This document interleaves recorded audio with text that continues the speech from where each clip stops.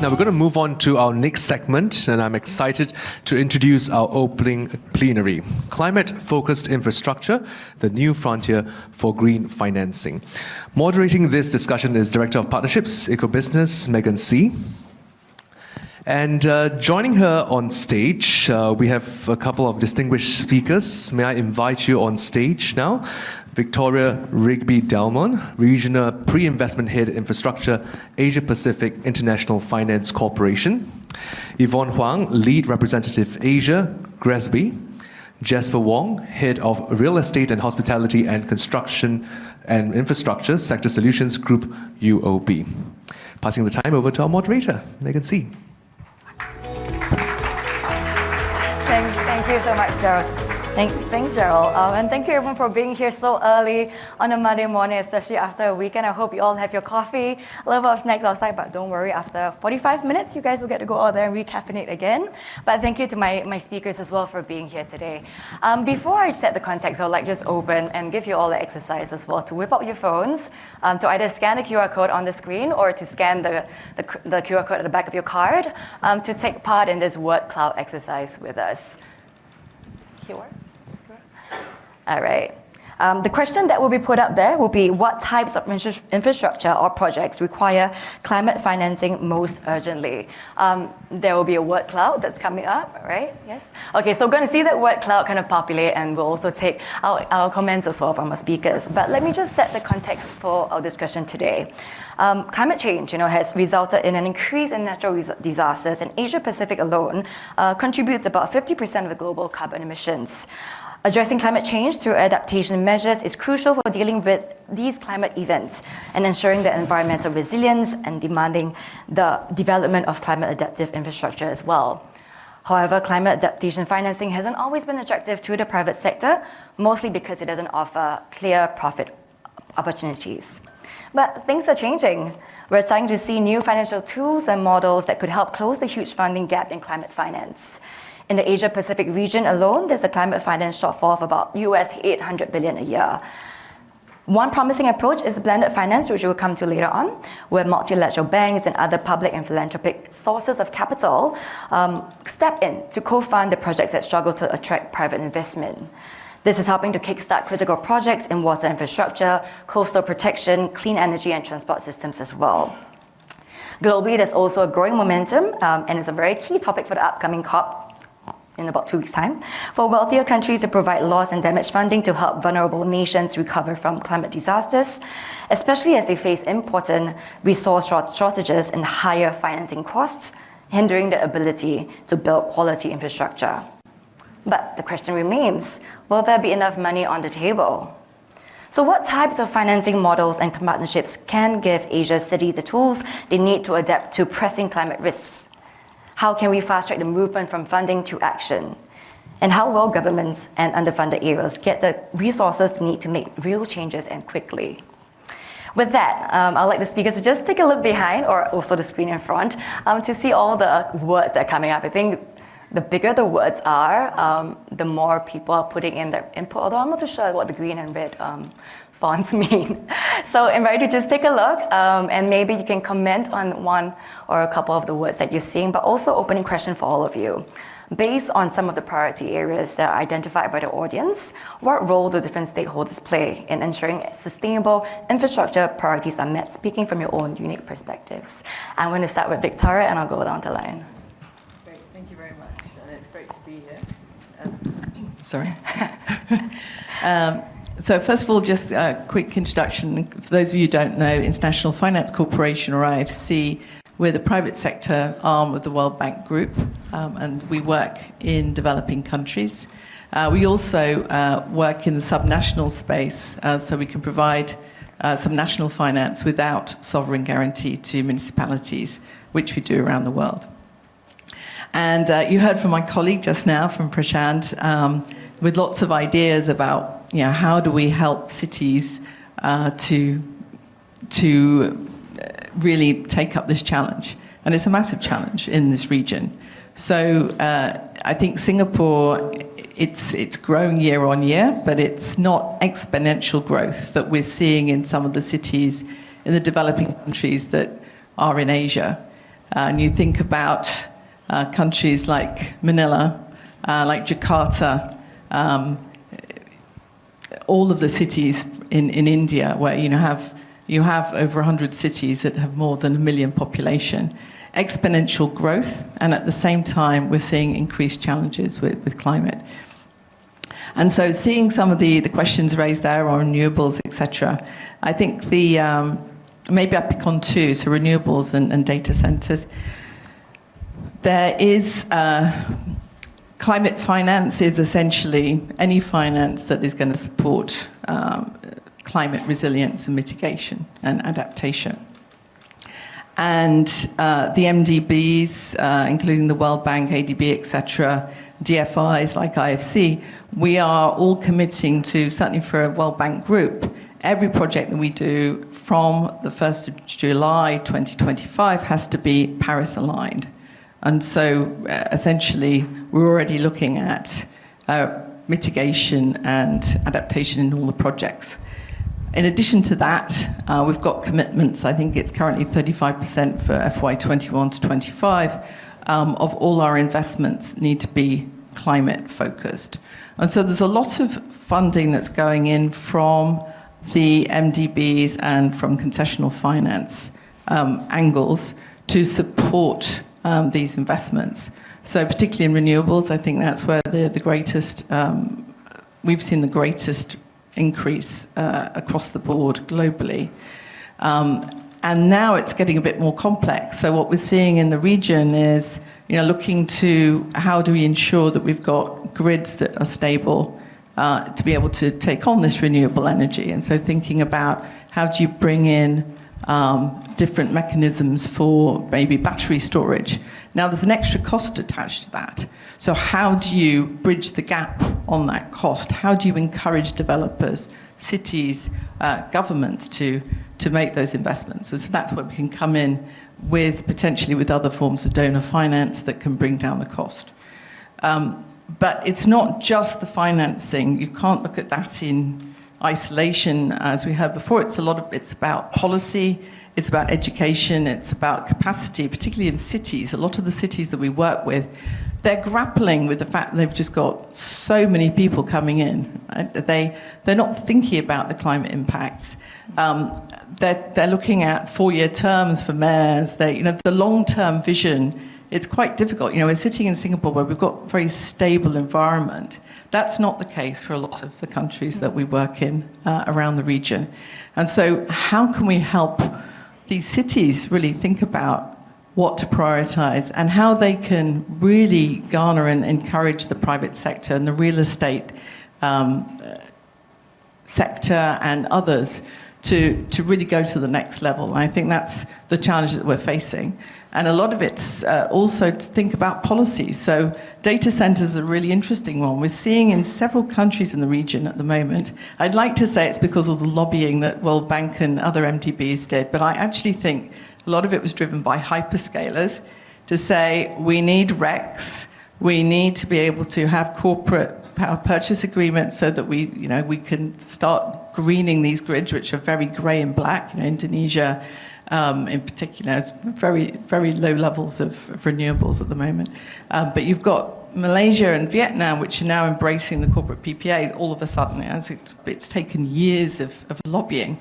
We need to be thinking about how do these things come together? How do you encourage, waste and water projects when you're in a situation where very limited tariffs are raised? You've got very limited finance there.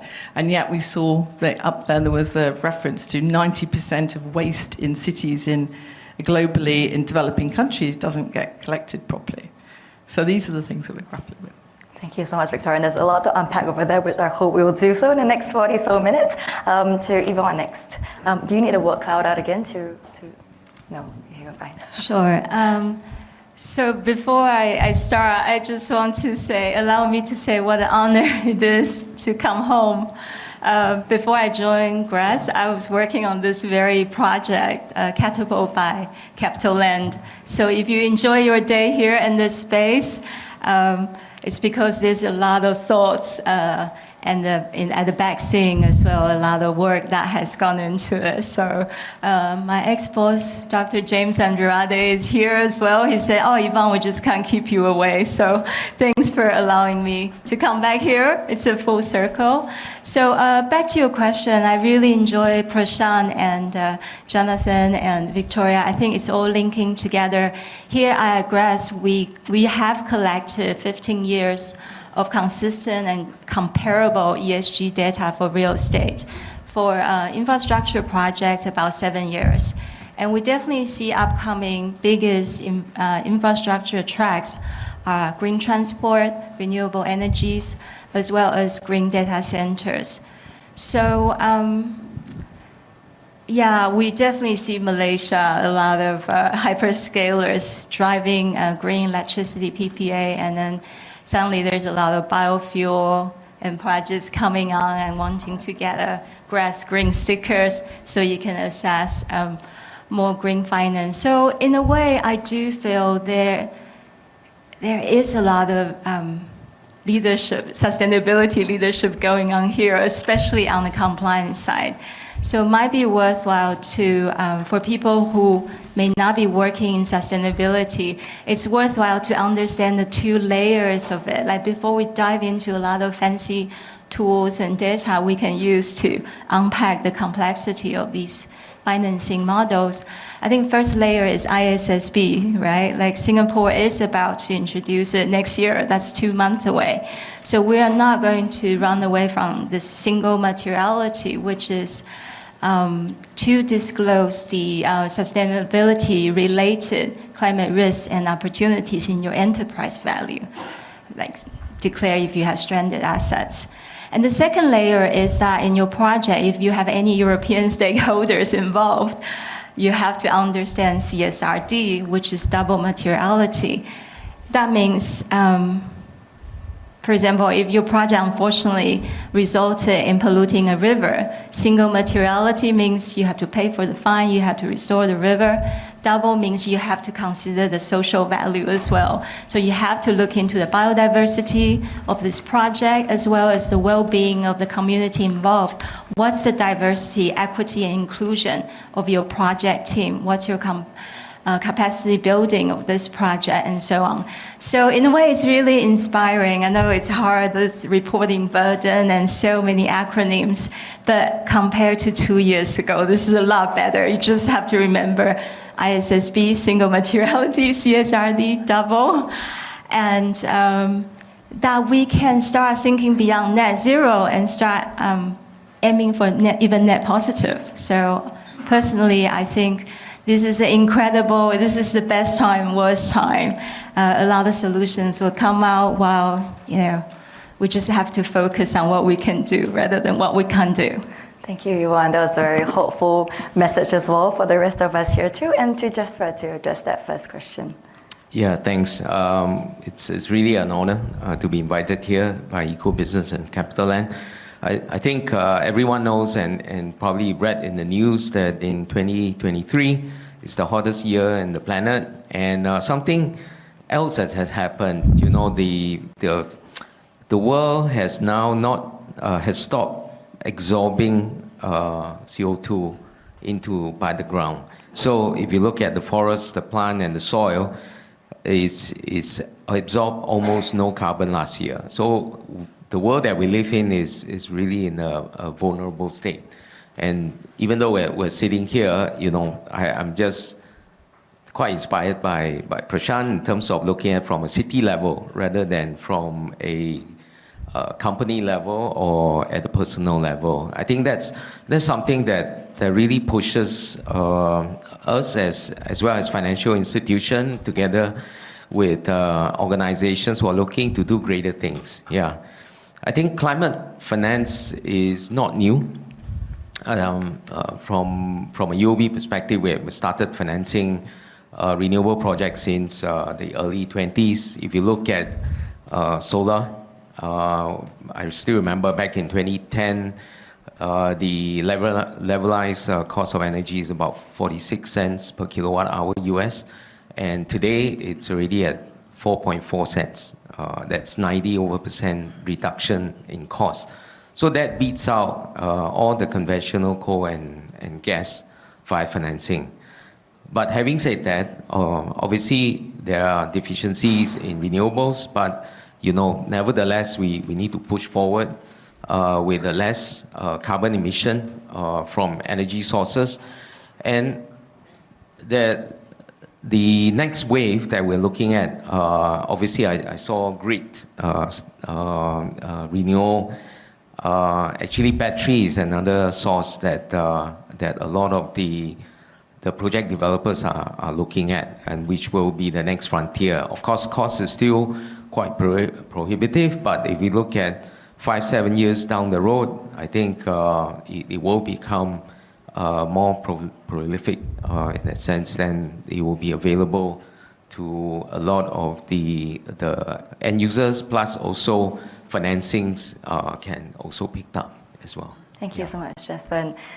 With that, I think, I'm going to go back to Victoria here, because you did mention earlier that IOC is looking a lot into mitigation and adaptation projects in particular.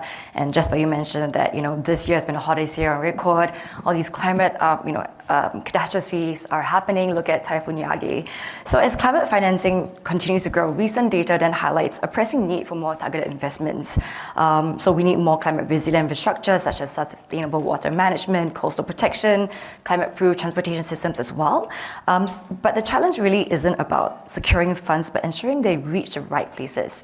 Local governments, underserved communities, emerging markets often face the challenge of getting the funds to go to where they need it to go.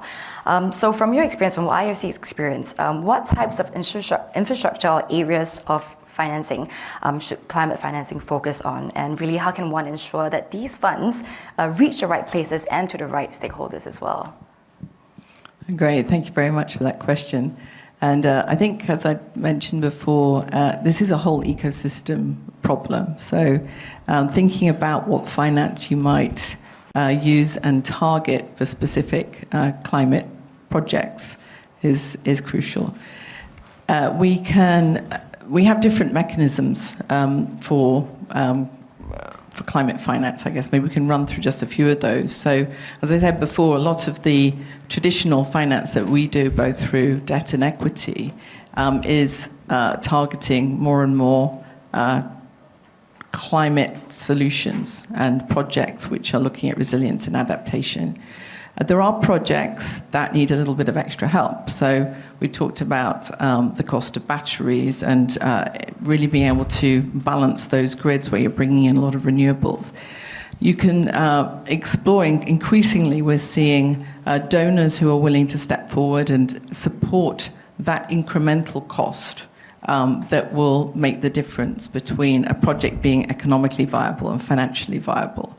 But we do need a lot more funds. I think it's the start. I think we're going to get into COP later and what will be the call there. But I think we're very much at the beginning of the journey of thinking, how can we really crowd in these different sources, blend them with the more traditional sources of finance to actually be able to do these projects. There are other, and Prashant was talking about this Apex tool, which I think is really exciting. When I first arrived in Singapore, I had previously been living in Tanzania. Beautiful place. Dar es Salaam is amazing. At the time, their urban master plan was 20 years old. Their transportation master plan was 30 years old. The two, when they'd been put together, no one had actually talked to each other. So when I got to Singapore, discovered that all this fits perfectly, and they get, that these master plans get revisited regularly. I was somewhat shocked and stunned, but also, really excited. And I thought, okay, well, that's why it functions as a city. But there are so many places that we work in where there is no planning, and so we need tools that can help decision makers at city level think through. What should they be prioritizing? Should they be prioritizing the water system? Should they be building resilience in the roads that they build? Rather than having what they often currently have is they have this whole myriad of investments and just don't know where to start. And so tools like Apex can help think about where do I get the best bang for my buck? Would I get the lowest GHG emissions from these projects? Which are the ones that make the most sense to invest in? It could be a simple project. And I think I love in Singapore, you've got very high-tech stuff, but you also have pretty low-tech stuff like your ABC solutions for flood management, where you're basically allowing parks to flood, and you've got a whole ecosystem around that. That is not that costly a solution. It's something that that could be embraced. But there are other solutions which are much more costly, and so they need to be thinking about how to prioritize these investments. And then there's also a question as to how do you use these scarce resources, donor finance, donor funding. And there is more and more focus on ensuring that you use those to leverage private finance. And that's very much what IFC and other DFIs are really focusing on. We're working much more closely with our public-facing colleagues in the World Bank, for example, to really think, okay, we've got this finite pot of public funds and potentially philanthropic funds. How can we leverage it best to get the best solutions? And it may be that a project that traditionally was being done, say, for example, electricity generation, there were a lot of projects in the first waves, particularly in developing countries, that were just using public funds. We know that that's not necessary. In the same way, how do we leverage the real estate market to really be able to do things differently, and to how can we support them? Prashant had this example of the edge buildings. We can also bring capacity to the real estate companies in these different countries, along with financing. So I think it's really important to make sure that we're there supporting on the capacity side and on the financing side in all these different investments. Thank you so much, Victoria. I think that the part on prioritizing investments is really important as well. And we go to the issue of data, and Yvonne, GRASB has a data platform for real estate developers. And in this rapidly evolving landscape of climate-focused infrastructure, investors and financiers are having increasing pressure to make valid, informed, data-driven decisions. And the challenge then is in finding the most impactful opportunities to put their money in. So in terms of getting the best capital flows into financing, what are the best ways for investors and financiers to determine where best to invest and put their money in, and what metrics can they then refer to? I think also IFC does have a platform, the Edge platform as well for that, but I would like you to comment on that first, Johan. Absolutely, thank you, Megan. I really want to resonate your idea on bring more private capital into the game. So the ethos of GRAS, we started as a humble university research project. We're very investor-backed. So back then, 3 European pension funds need to understand their portfolio, who is light green, who is dark green. And that need hasn't changed. So today we are backed by 150 institutional investors. The AUM together is more than $51 trillion. And now these big money boys and girls can really put their money where their mouth is. A lot of them have quite stringent net zero goals to ramp down their financial emissions as well. So they are looking for partners to be able to go on this journey with them. So, in the classic asset allocation, they tend to have equity and debts, and they have alternative investment, which is real estate and infrastructure projects. And so what we are seeing in Asia per se is that, for example, I'm just sort of saying from what I'm seeing, because we cover more than 170,000 buildings. So we do see a lot more interest in more low carbon assets, such as warehouses, due to the global supply chain reorg, because it's not like hospitals or hospitality that need to be 24/7 and lights on. So that could be part of the rebalancing. We also hear a lot about India. I've heard this saying, India is hotter than data center recently. And Yeah, so data center, I think it's really hard to run away from the conversation, though we are also hearing a lot of exit anxiety on that front as well. So, but overall, I think from seeing so many data in recent years, we have a lot more infrastructure. Because for those who don't understand GRAS, well, the quickest way to understand it, to see it as a green scorecard. So a bit like GRE and GMAT, we have 2 green scores, one for real estate portfolio, one for infrastructure projects. And you work really hard to get a score. Why? Who are looking at these scores?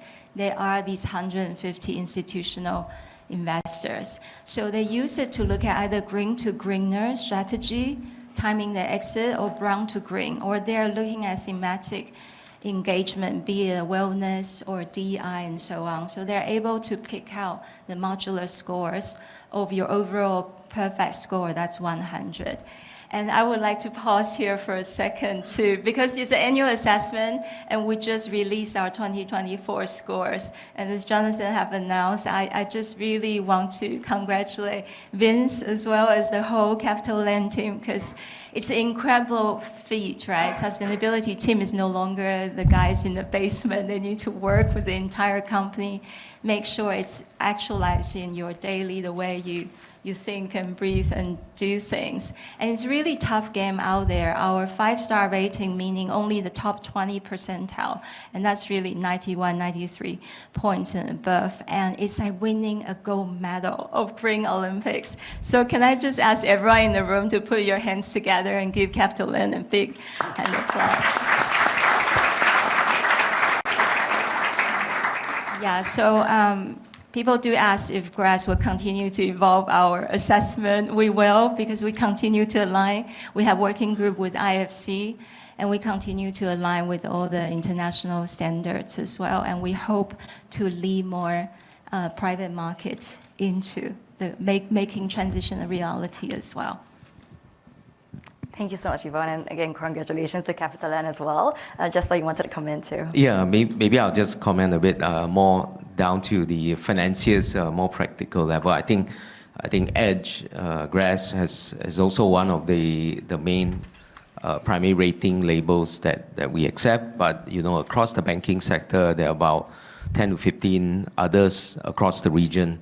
I think primarily are looking at more greenhouse gas emissions, looking at water waste, raw material sourcing.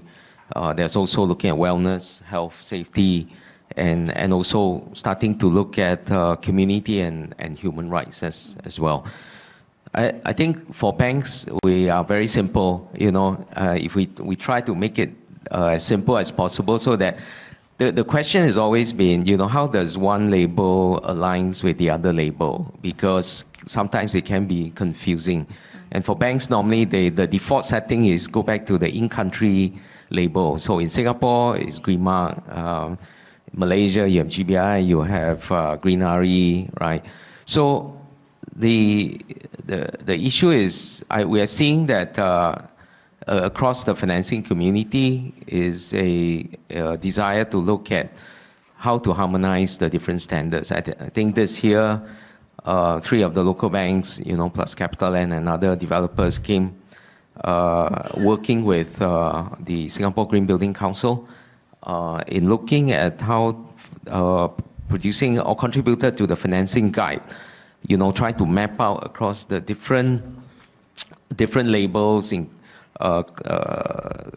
covering across Green Mark, HQE, BREEAM, LEEDs, and Green Star, and also comparing to EU taxonomy. I think we're beginning to see that developers are also asking the question, how does one label compare to the other? What is their primary focus? And I think this will help the developers as well in terms of whether, even if they go to a different country, should they look at Green Mark or should they look at Edge, LEEDs or other label? I think that's very important, and also to be able to accelerate in terms of the green building space, right, the real estate. For us, back in 2020, we started this smart city financing framework. we have this eight layer of focus. So one is real estate, renewable energy. We look at energy efficiency, green transport, green building construction, which is fairly new to a lot of people. Then, of course, water and waste, as well as climate change adaptation. I think we took the step back in 5 years ago to actually set the cost for us when we look at how we want to finance or where we want to put our dollar or where do we want to go, to help cities to transform. So that's where we set our targets to, and then I can say that we have been quite successful in one of our programs called for the solar program. We have launched 5 years ago. We have installed about more than 1 gigawatt hour financing across the region. And I think that when we look at this, the key is to simplify the process for the developers. Otherwise, they will get just too confusing. Never mind the more sophisticated developers like CapitaLand, but once you go down the value chain or the size of the companies, they lose interest very fast, or they don't have enough capacity, all the funds to do it. So I think for UOB, because we focus on also not just the large corp, but also the SME as well, a lot of the companies are now looking at Scope 3, right? And that's where, a lot of the efforts are now focusing on, because Scope 1, Scope 2, you can control. Scope 3 is where you need to work with other people to actually achieve your net zero target. Yeah. Thank you so much, Jasper. I think you covered a lot in everything that you just said regarding, the reporting framework standards and also kind of aligning everything together as well. I wanted to turn to quite an important topic here, which is on the bankability of projects, because that's key to making sure that climate finance flows to the right places and then deployed accordingly as well. So I wanted to go to Victoria. IFC invested about 29 billion in climate-related projects in the last decade, and we know that DBs do follow a very rigorous process to ensure that these projects are both bankable and also climate resilient as well. Tell us some of the key criteria, methodologies, and analytics that IFC uses to ensure that the infrastructure project that you're investing in are bankable while also meeting local climate conditions. Great, thank you very much. So firstly, as I mentioned, we are now getting to the point where we have to look at every project from a Paris alignment point of view. So that kind of underlies every single investment across the board, whether it's investment in infrastructure, also through the projects that we do through financial intermediaries, potentially to local banks, to on-lend, or in the real estate or agriculture sector. So across the board, that's what we're doing. But also projects, as you say, they still have to be bankable. We and other DFIs, we do take the risk on our own balance sheet of projects not working out. And so we have to always look at it from a bankability point of view. And for us, it's quite broad. It's environmental safeguards. It's looking at the legal frameworks. Are we actually, are these investments going to get paid back? It could be also on kind of demand. Is the demand risk? Has it been properly analysed? And then we can also think about what instruments can come in to mitigate some of those risks. So it may be that we were able to, as I said, mention, bring in blended finance to help with maybe having a local currency solution, where particularly if we're working in a local context where revenues are in local currency, we could be looking at first loss arrangements, different structures to help those projects become bankable. My team, which is this pre-investment team, we work with clients to cost share on a lot of elements that can then help projects become more bankable. So it could be improving the feasibility analysis that's done. It could be strengthening the legal framework. It could be kind of longer term in how do you open up the sector. So we've done a lot of work in thinking through the electric vehicle take-up in different countries in the region. What's it going to take from a policy point of view? What's going to take from actually being able to create financing mechanisms that are going to be able to scale those things up? And we will also look at obviously the kind of financial viability, and then if we do need to leverage, whether it's donor funds or other mechanisms to do that. So a lot of capacity building and hand-holding can come in, which I think is critical. We're seeing that increasingly now also with cities. So I mentioned that we have subnational finance, which was without sovereign guarantee, which makes it different from MDBs. So we can come alongside cities and finance them. We can bring in corporate finance solutions. We can bring in blue bonds, etc. In fact, we didn't finance, but we supported the state of Kerala in India to develop their green finance framework, and then they were able to raise green bonds.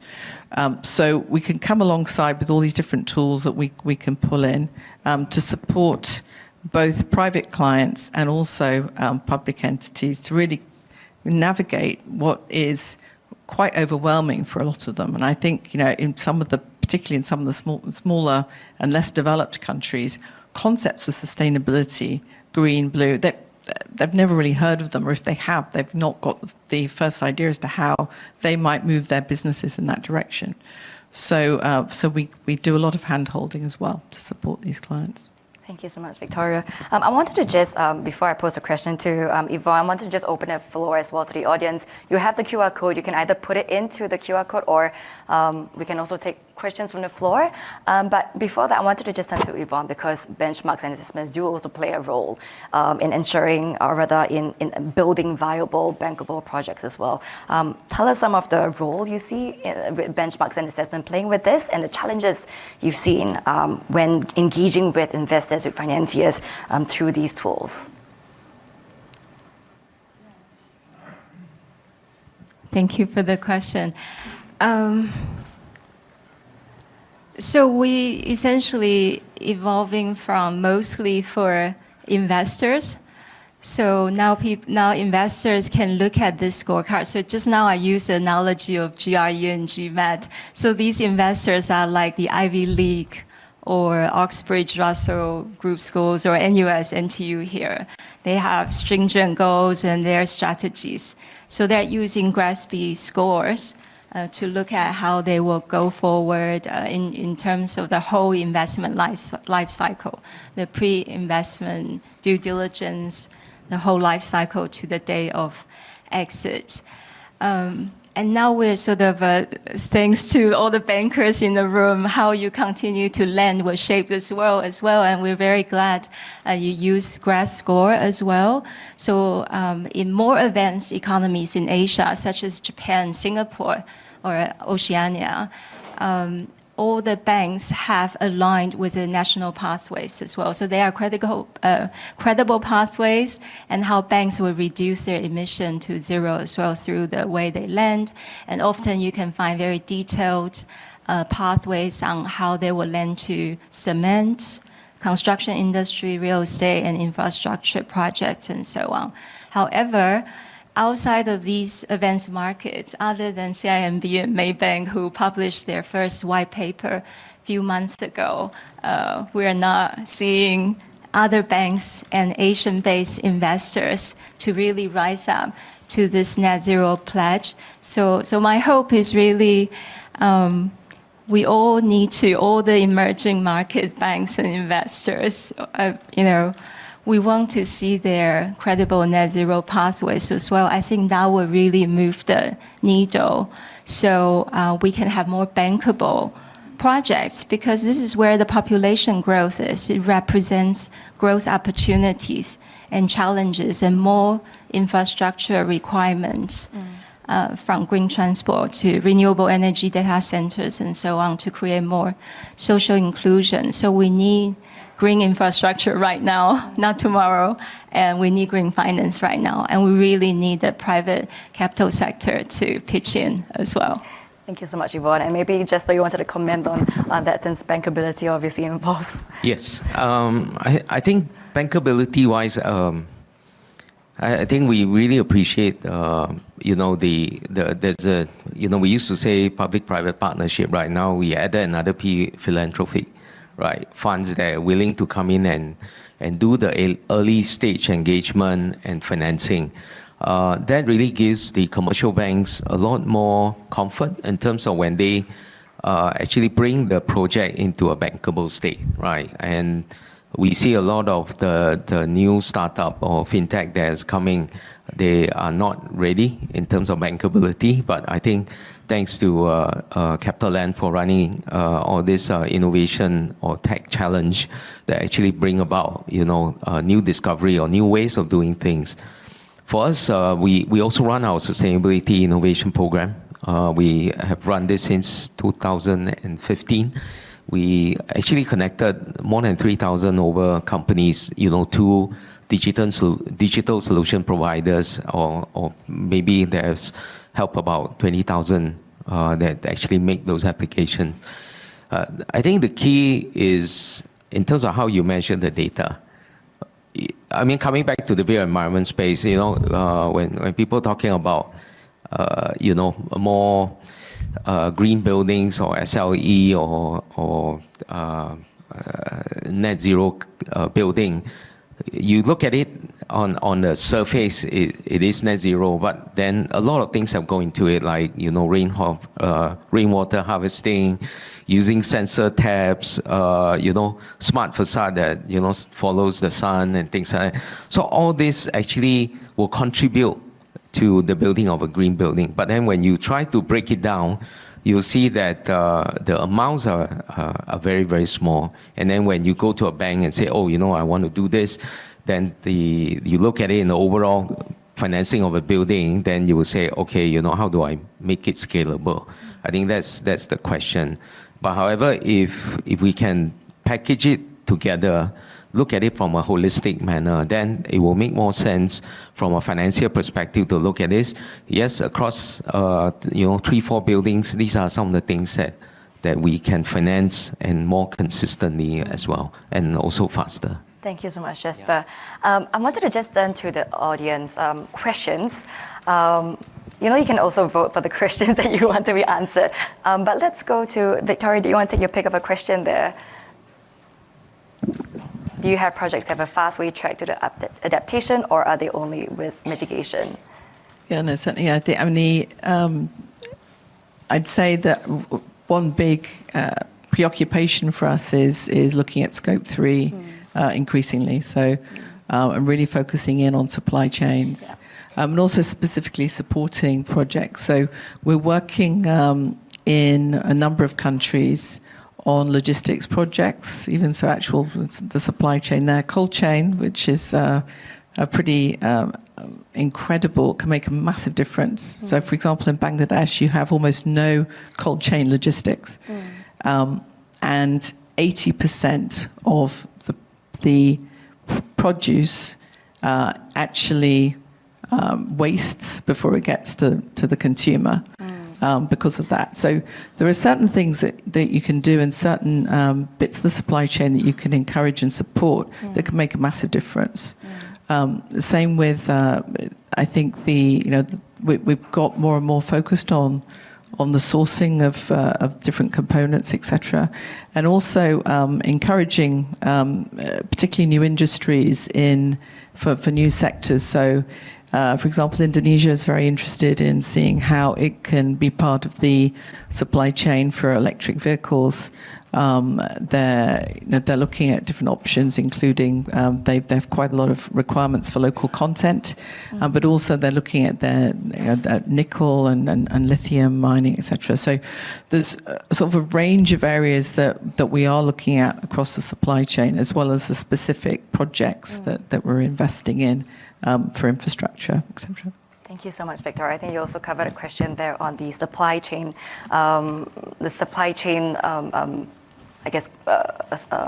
industry. I think we're running a little bit late on time, but I just want to really pose one question. Bridging the gap between private and public partnerships, I think that's a super important point that we have not really talked about, although Prashant did mention it. PPPs are super pivotal in bridging the financing shortfall for sustainable infrastructure. But with that also comes several grey areas, when it comes to effectively delineating responsibilities to ensure economic viability. How can we facilitate effective public-private partnerships for climate-focused infrastructure, and what roles do you see regulation and commercial finance playing? Maybe I'll go to Victoria first, and then maybe to Jasper and all of you, actually. So I think a really good example of that, historically at least, has been India. So I think, particularly for infrastructure projects, and getting the private sector investing in them, you need to have an asset class that people can get their heads around and that financiers can put money behind. And so what India did very early on, and they didn't get them right first time around, but they did create model concession agreements. They created a mechanism for being able to standardize approaches so that people were then able to compare apples with apples when it came to investment. And I think that we've seen that in the road sector in particular, where they've been able to raise significant finance to finance both toll roads and also kind of secondary roads across the board, and now refinancing those. And we're seeing increasing need for that, and also interest in kind of going to the more the sectors that are going to be specific to really solve some of these climate issues. So one of them is, for example, waste, where the Indian government actually sought our support to engage and come up with some proper bankable models. So again, concession agreements that could be used as templates by cities, and then behind it to bring capacity. Because the challenge you've got with PPPs is that a lot of particularly public sector entities are used to procuring on a bill of quantities basis. So they're used to, I need X amount of cement, I need Y amount of wire, right? When it comes to PPPs, you're looking at a whole life costing of projects. Often the public sector hasn't got its head around how much actually they need to finance the operation and maintenance of projects. So they're looking very much at the CapEx. They don't look at the OpEx. So helping to educate them to think, how do they actually procure these projects?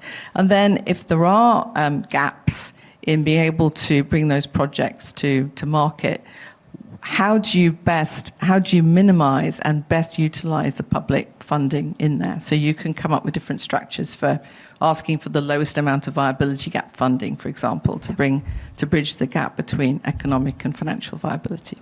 I'll leave it there. I could talk all day about this, but I'll leave it at that. We can catch Victoria later after this session ends. But Jasper, just very quickly on that. Just quickly. In terms of, we're working currently with a philanthropic fund in terms of helping building owners on energy efficiency under our U Energy program. In the sense that because a lot of these building owners, they have CapEx issues, CapEx funding issues. In terms of they would rather, either they have not allocate for it, or the costs have actually increased, or they need to wait for the next AEI cycle. So that actually delays in terms of them moving forward the adaptation.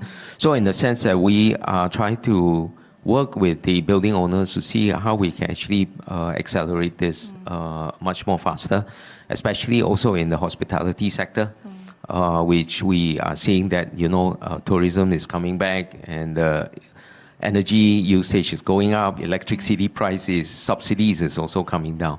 So all these are actually changing the mindset in terms of how they can squeeze a lot more, for their profit.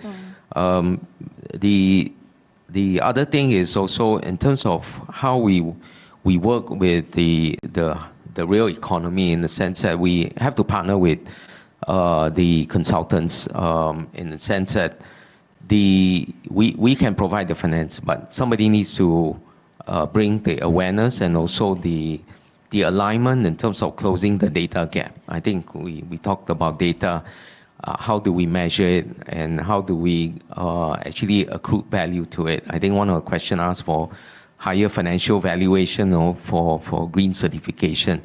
Actually, a lot of building owners that we met, they always say that, oh, if I'm going to do this retrofit to a higher standard, I'm going to get higher rental yield and things like that. I think the mindset needs to change in the sense that if you look at doing smart building retrofit, you actually can reduce your OPEX. And when your OPEX reduce, you can increase your NOI and effectively, get a greater return, from what you have invested. Yeah. Thank you so much, Jasper. And I wish we had enough time again to go through all the questions, but again, to stay around for tea to grab the speakers later on. But just one final wrap-up question for all of you. COP is coming in less than 2 weeks. With a magic wand in your hand, what is your one hope that could result from these conversations on this topic that we've been speaking about this morning? Just 30 seconds, if that's okay, for each of you. Victoria, go ahead. I think just we need to see ramp up of concessional finance available for blended finance. We need countries to not only embrace targets, but also put money behind it, particularly for the developing countries that need a lot of support in this space. Yes. That's a good one. Thank you, Victoria. And Yvonne. Just to resonate, so in addition to supporting these developing nations, I hope their banks and their own investors can galvanize the effort in the spirit of COP29 to pledge their own net zero journey as well. And finally, Jasper. Yeah, last year I had the privilege to be in COP, and that was the first time I see a lot more people are talking about financing rather than just government negotiating. I think this really changes a lot.